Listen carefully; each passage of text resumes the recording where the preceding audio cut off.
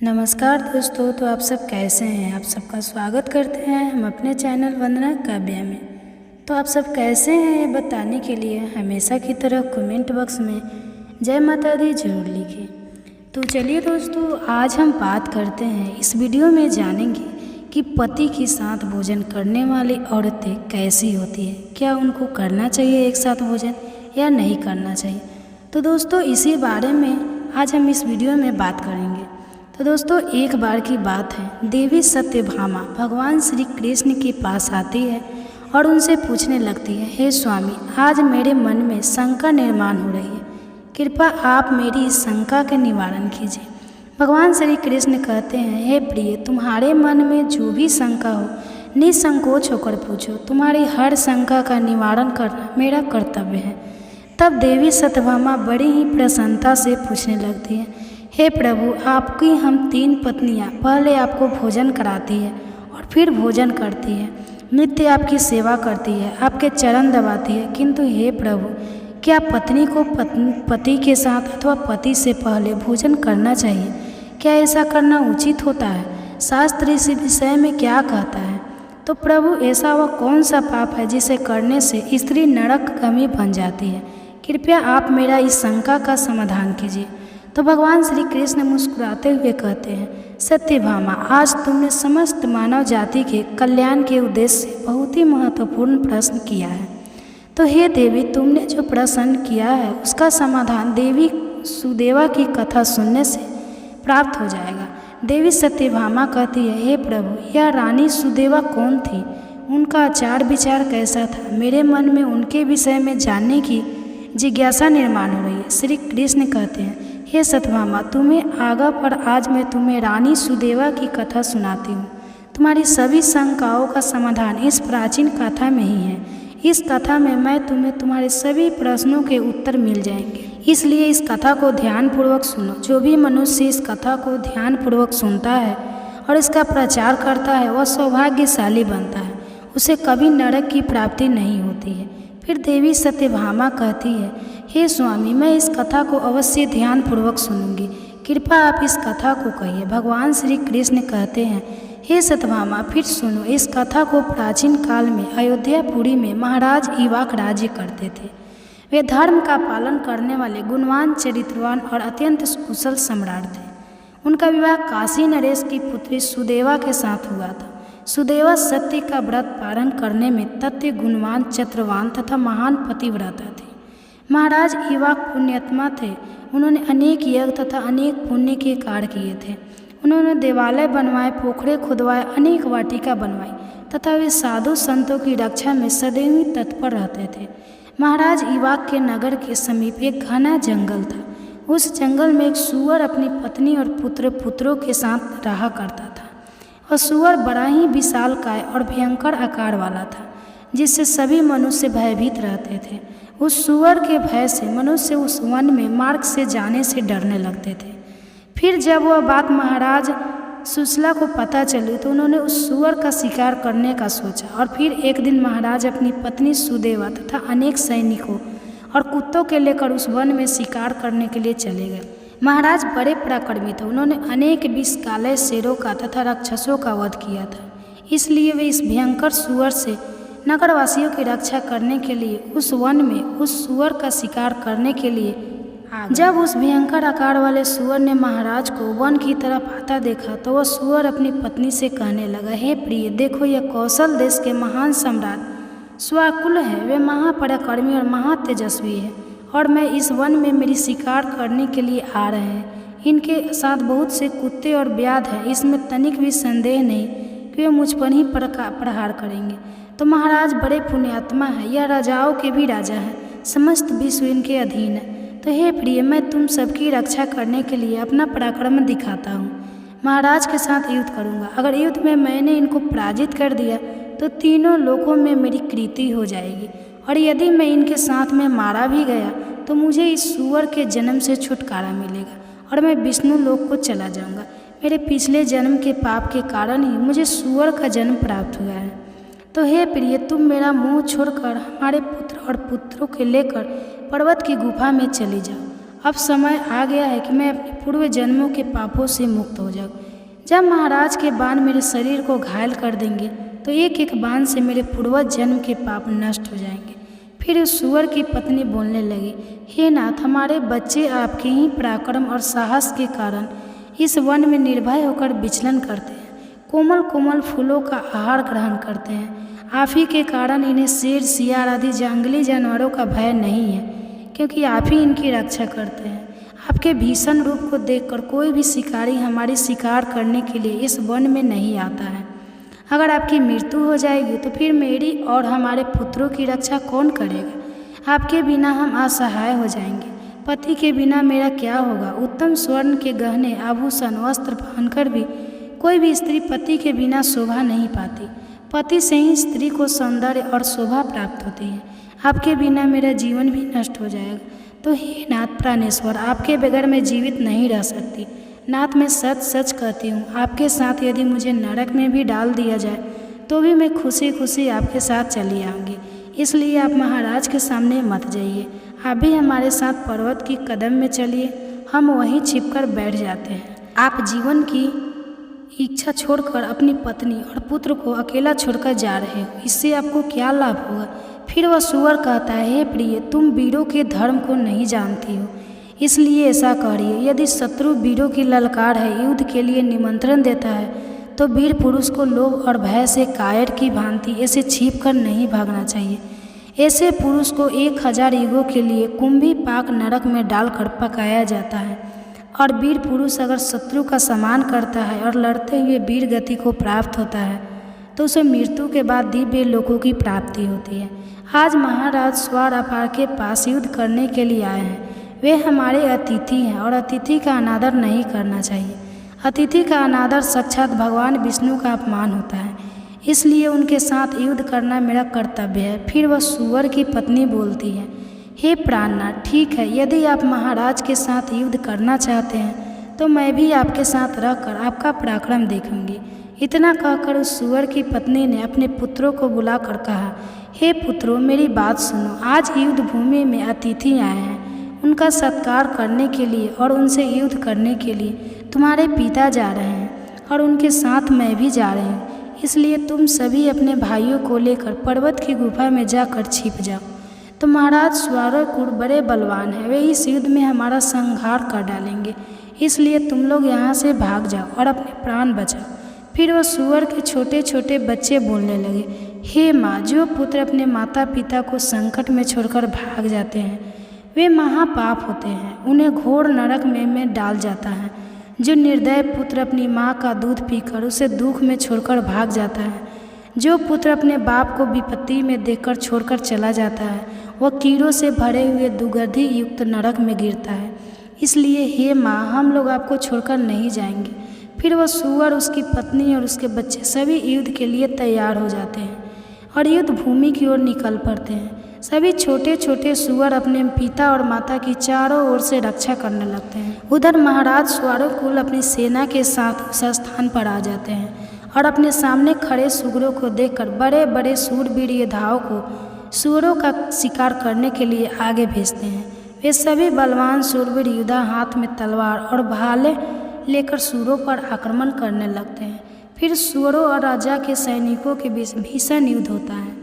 सभी एक दूसरे पर भीषण प्रहार करने लगते हैं। सूअर अपने दांत से सैनिकों को मारने लगते हैं तो सैनिक अपने भालों से सूअरों को मारने लगते हैं। इस युद्ध में अनेक सूअर मर गए, कितने ही घायल हुए और महाराज के अनेक सिपाही भी मर गए और घायल हुए। अब केवल वह सूअर, उसकी पत्नी और उसके कुछ 5-7 पुत्र ही बचे थे। अपने सभी पुत्रों को मारा हुआ देखकर सूअर की पत्नी भयभीत हो गई और अपने पति से कहने लगी, हे नाथ, मुझे और इन बालकों को लेकर यहाँ से चले, नहीं तो हमारा वंश नष्ट हो जाएगा। कृपया हम सभी अपने प्राण बचाकर भाग चलते हैं, नहीं तो महाराज हम सभी को मार डालेंगे।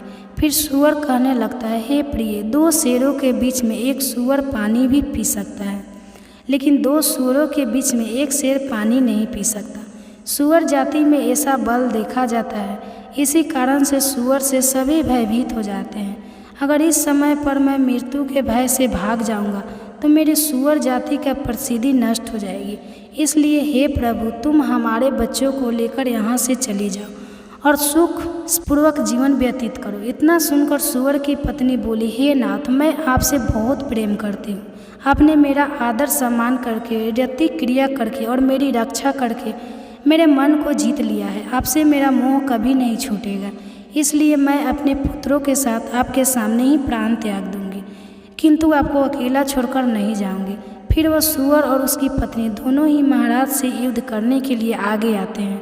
वह सूअर भयंकर गर्जना करता हुआ महाराज को युद्ध के लिए ललकारा है। वह सूअर उसके सामने आए बड़े बड़े वीर योद्धाओं को अपने दांतों से तिनके की भांति उठाकर फेंकने लगता है। अपने सैनिकों को मरता हुआ देखकर राजा को क्रोध आ जाता है और वे अपना धनुष से निकालकर उस सूअर पर बड़े वेग से आक्रमण करते हैं। तो महाराज का एक बाण तीव्र गति से जाकर उस सूअर के शरीर में घुस जाता है और वह सूअर जमीन पर गिर जाता है। फिर महाराज उस पर प्रहार करते हैं और सूअर को मार डालते हैं। सूअर को मरते ही उसके प्राण निकलते हैं और विष्णु लोक को चले जाते हैं। फिर महाराज के सैनिक अपने हाथ में भाले लेकर उस सूअर की पत्नी को मारने के लिए उसकी ओर जाने लगते हैं। सूअर की पत्नी अपने बच्चों को सामने खड़ी हो जाती है और बच्चों से कहती है, बच्चों, मैं जब तक यहाँ पर खड़ी हूँ तुम यहाँ से भाग जाओ। सूअर का बड़ा बेटा बोलता है, हे माता, अपने प्राणों के भय से मैं आपको मरने के लिए छोड़कर कैसे भाग जाऊँ? अगर मैं ऐसा करूँ तो मुझ पर धिक्कार है। मैं युद्ध के शत्रु को परास्त करूँगा। तुम अपने पुत्रों को लेकर यहाँ से चले जाओ।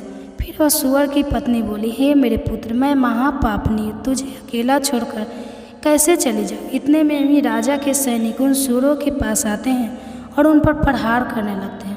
सूअर का बड़ा बेटा भयंकर युद्ध करता है और अनेक सैनिकों को मार गिराता है।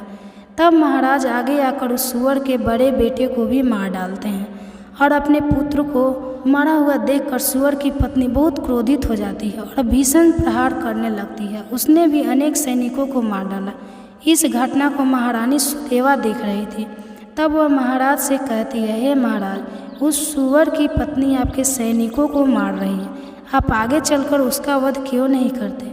महाराज कहते हैं, हे प्रिय, यह एक स्त्री है। मेरा यह वचन है कि मैं एक स्त्री का वध नहीं करूँगा। स्त्री का वध करने से महापाप लगता है।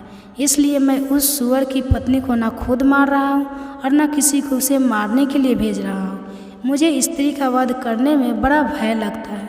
इतना कहकर महाराज चुप हो गए। फिर महाराज की सेना में भार्गव नाम का एक बलवान सिपाही था।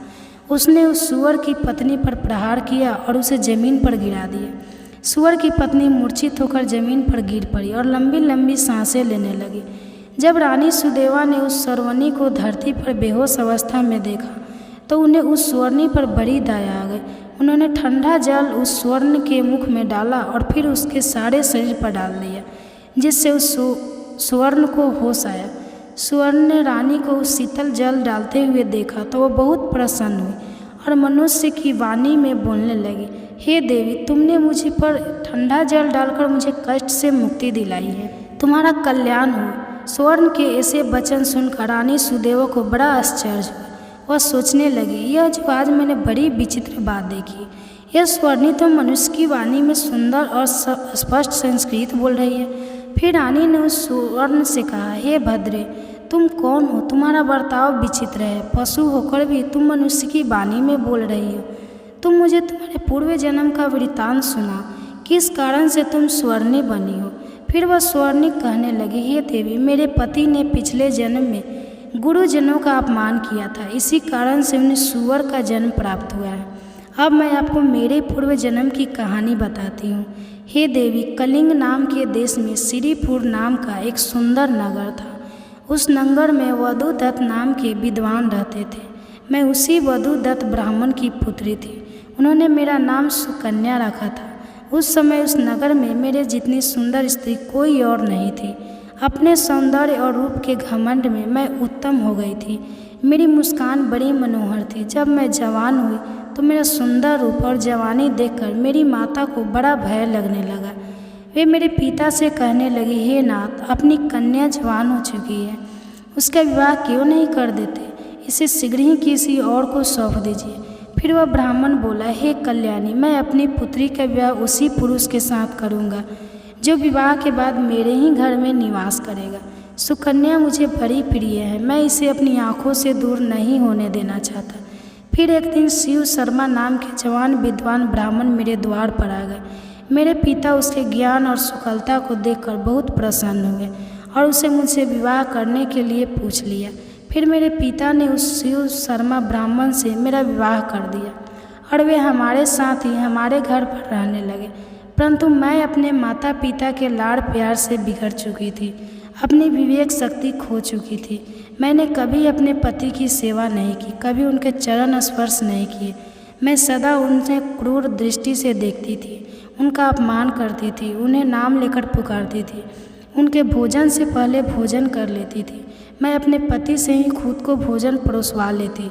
मैं अपने मर्जी से स्वच्छ होकर यहाँ वहाँ घूमने लगती थी और बात बात पर अपने पति का अपमान करती थी। मैंने उनके साथ कभी सहवास भी नहीं किया, उन्हें मेरे शरीर को कभी हाथ भी लगाने नहीं दिया। शिव शर्मा बहुत ही शांत स्वभाव के थे। उन्होंने मुझे अनेकों दिनों तक सहन किया और फिर एक दिन वे अत्यंत दुखी होकर मुझे छोड़कर चले गए। मेरे पति के जाते मेरे पिता बहुत दुखी होकर कहने लगे, हे प्रिय सुनो, हमारे दामाद हमारी पुत्री को छोड़कर चले गए हैं। हमारी पुत्री ही पाप चरिणी थी, दामाद तो विद्वान थे।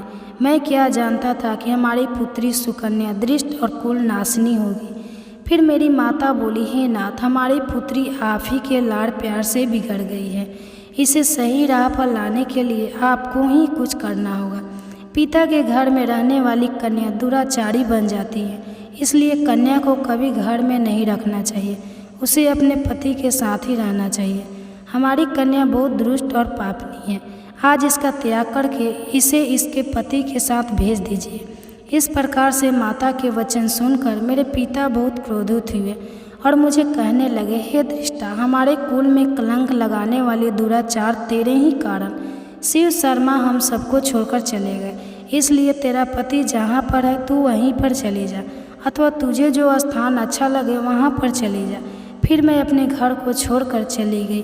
बाहर जाने पर मुझे लोग उल्टा पापनी दुराचार कहकर संबोधन करने लगे, इसलिए मैं अपने पति को ढूंढते हुए चली गई।